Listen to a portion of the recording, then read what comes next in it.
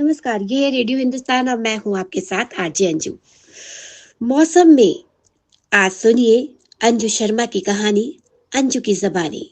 यानी कि मौसम में आज बात करेंगे फिल्म 8 AM मेट्रो की, जो कि 2023 में रिलीज हुई थी। इन दिनों कम फिल्में देख रही हूँ, लेकिन कल रात थोड़ा वक्त और एकांत मिला तो दो फिल्में एक साथ देख डाली।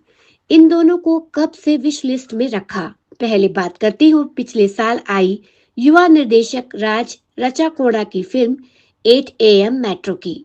मेरी वॉल पर ही कई मित्रों ने इसके लिए सजेस्ट किया था कि मुझे इसे जरूर देखना चाहिए।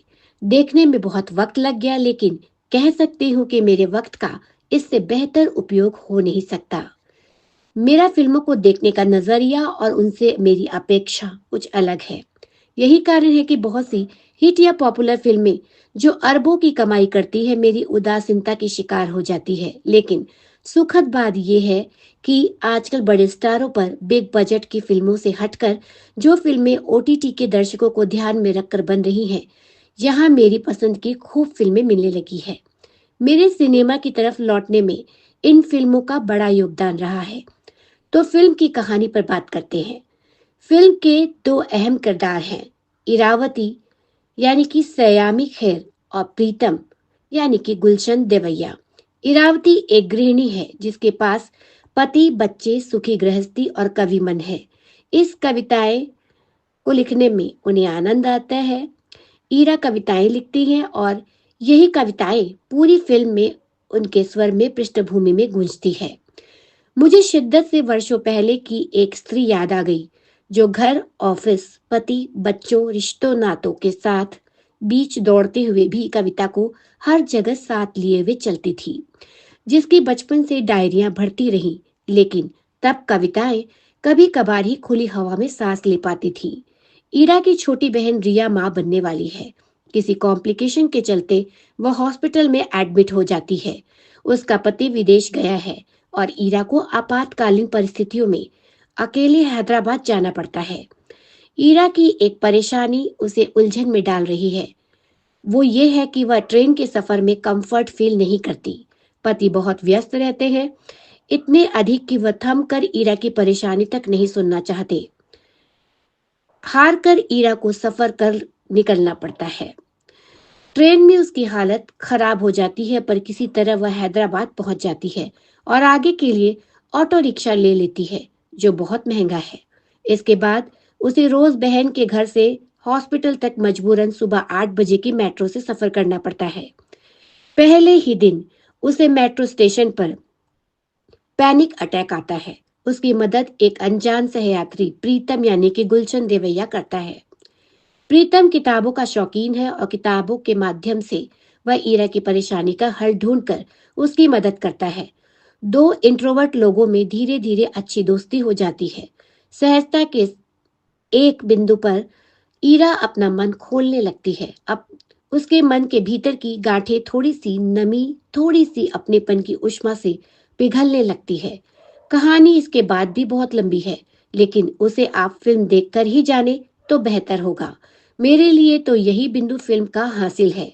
पति पत्नी के परस्पर रिश्तों, भरोसे, स्पेस और तवज्जो और एंजाइटी, पैनिक अटैक, डिप्रेशन जैसे मेंटल हेल्थ से जुड़े विषयों पर बहुत ही शानदार तरीके से, बिना लाउड हुए, बिना कोई सवाल उठाए, यह फिल्म कितनी जरूरी बातों के सिरे आपको थमा जाती है, यह आप देखकर ही जान पाएंगे। पूरी फिल्म के बैकड्रॉप में गुलजार की लिखी कविताएं सयामी की आवाज में चलती रहती हैं। हिंदी किताबों के घटते दर्शकों पर बात उठाती है यह फिल्म। बाकायदा रेत समाधि का जिक्र आता है। मुझे तो बहुत जगह स्ट्रॉन्ग कनेक्शन फील हुआ, शायद आपको भी हो।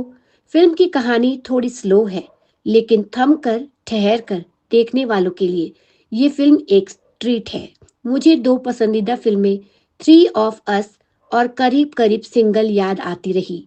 इसी से आप फिल्म के ट्रीटमेंट का अनुमान लगा सकते हैं। बाकी मुझे शुरुआत में और भी कई जगह ऐसा लगा कि फिल्म की कहानी पर बीते दौर की छाया है, जो बाद में स्पष्ट हो गया कि फिल्म 1989 में लिखे गए लेखक मलाडी वेंकट कृष्णमूर्ति के उपन्यास अंदामिना जीवितम पर आधारित है।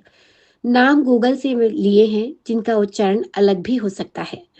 दूसरी दिक्कत मुझे नायक प्रीतम की कहानी से है, जिस पर बात करना स्पॉइलर देना होगा।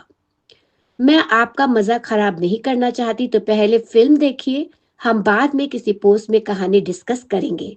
सयामी के पास सुंदर चेहरा, बोलती हुई बल्कि सामने वाले के दिल में उतर जाने वाली भूरी आंखें, आकर्षक देह यष्टि ही नहीं बल्कि उषा किरण यानी कि दादी और तन्वी आजमी बुआ के रूप में भी लिगेसी भी है उनकी भूमिकाओं में। तभी इतनी सहजता से वे महाराष्ट्रीय स्त्री एरावती की भूमिका में उतरती हैं और सयामी कहीं पीछे छूट जाती है। रह जाती है तो बोलती आंखें और कम शब्दों में कह जाने वाली इरा, जो अपने मन को अपनी कविताओं में ही अभिव्यक्त करती है। वेब सीरीज या फिल्में कम देखती हूँ, तो बाकी सब कलाकार मेरे लिए अपरिचित थे। यहाँ तक कि प्रीतम के रोल में गुलशन का चेहरा तो पहचाना लगा, पर नाम से पहचान के तार कहीं भी नहीं जुड़े थे। मुझे उनका काम बेहद पसंद आया। मैं आगे से उनकी फिल्मों को ज्यादा ध्यान से देखना चाहूंगी। मुझे प्रीतम की पत्नी मृदुला के रोल में कल्पिका गणेश और ईरा की छोटी बहन रिया के रोल में निमिषा नैयर भी पसंद आई।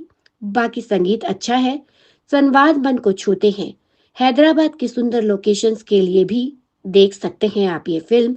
बहुत लाउड मारधाड़ वाली या ओवर ड्रामेटिक फिल्मों के शौकीन लोगों को शायद फिल्म स्लो लगे, पर मीनिंगफुल सिनेमा पसंद करते हैं जो लोग, ये फिल्म यूट्यूब पर और Z5 पर आपकी प्रतीक्षा कर रही है, तो उन लोगों को ये फिल्म बेहद पसंद आएगी। देर मत कीजिए, देख डालिए।